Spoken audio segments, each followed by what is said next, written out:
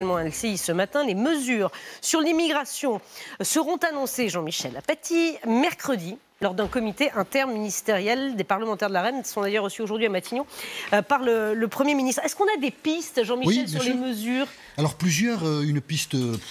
Je ne sais pas si elle est un peu artificielle ou pas, mais il y aura sans doute une réduction de l'aide médicale d'État. Les migrants, même en situation irrégulière ou en situation irrégulière, quand ils sont en France, peuvent bénéficier de la gratuité des soins. Alors c'est une mesure d'ordre public, mais qui fait débat depuis longtemps parce que on dépense autour d'1 milliard, c'est important, hein, chaque année pour ce type de population qui a des besoins médicaux, et c'est devenu un enjeu presque idéologique. Il faut à tout prix baisser cette enveloppe, donc des mesures pourraient être annoncées, peut-être des quotas pour tenter de réguler l'immigration légale, économique. Ça fait longtemps là aussi qu'on parle des quotas. Donc des mesures pourraient être annoncées mercredi si le comité interministériel a lieu. C'est une très forte probabilité, mais ça devrait être officiellement annoncé ce soir, la tenue de ce comité ministériel, si tout le monde est d'accord. Et puis aussi tenter d'accélérer, d'augmenter le nombre de reconduites à la frontière des migrants illégaux. Ce sont des pistes qui sont creusées depuis longtemps, hein, et donc il devrait y avoir peut-être des choses concrètes disponibles dès ce soir après la réunion à Matignon, et en tout cas mercredi si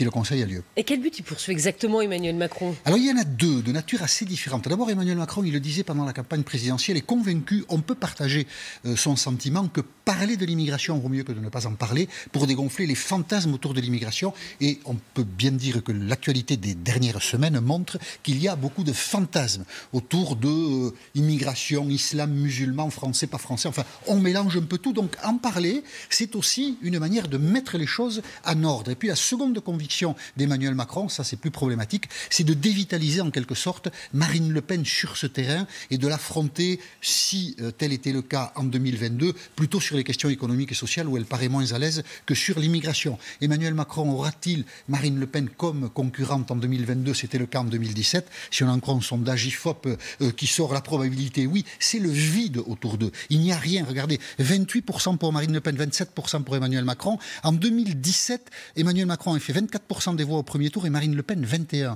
Donc on voit bien qu'à la fois le conflit entre les deux, la vie politique est polarisée entre les deux, ça c'est une réalité, et puis à un haut niveau, tous les deux. Alors on voit bien les électorats qu'assèche Marine Le Pen quand elle arrive à 28%. Le sondage est catastrophique pour les candidats de la droite, des Républicains. François Baron, 11%. Valérie Pécresse, 7%. Xavier Bertrand, 10%. L'électorat potentiel des Républicains, selon ce sondage, on est à 2 ans et demi de la campagne, on a le temps, mais quand même réduit comme peau de chagrin. Olivier Faure, le patron du Parti Socialiste, a été pesé à 2,5%. C'est vous dire si la gauche est dans les choux quand même. Hein. Emmanuel Macron, il a parlé d'immigration dans Valeurs Actuelles. Oui, une interview retentissante. Et d'ailleurs, effectivement, ça continue à susciter pas mal de réactions. Un papier passionnant dans l'Opinion ce matin, procurez-vous-le, où on apprend que d'abord, on s'en doutait un peu. D'abord, Emmanuel Macron n'a parlé à personne de cette interview. Sibeth Ndiaye, par exemple, l'a découvert comme tout le monde. À l'Élysée, on appelle ça le château. Personne n'était au courant. Voilà. Emmanuel Macron a fait ça dans son coin. C'est assez rare. Hein. Ça dit la relation toujours compliquée qu'Emmanuel Macron avec les journalistes. Il fait tout un peu comme ça, de manière un peu macho. Quand il peut aller au combat avec des journalistes, il aime bien. Donc, il va choisir Edoui Plenel il y a 1 an, et à l'heure actuelle, cette année. Ça a suscité beaucoup de remous au château. L'Opinion dit, alors, le journaliste est démenti, mais en fait, les démentis en politique, c'est sans doute vrai quelquefois, et puis quelquefois pas vrai, mais des menaces de démission ont été annoncées la semaine dernière à l'Élysée, parce que des collaborateurs du président ont été surpris qu'il parle à Valeurs Actuelles. Cette interview a été si peu préparée qu'Emmanuel Macron a été très sévère, on va le voir, avec la Bulgarie, qui est membre de la communauté européenne, en disant que les Bulgares qui venaient de manière illégale en France, il y en avait marre, et aussi les Ukrainiens. Donc du coup, le président bulgare hier a dit, mais enfin, monsieur Macron, pour qui vous vous prenez? On va voir la réaction du président bulgare. Il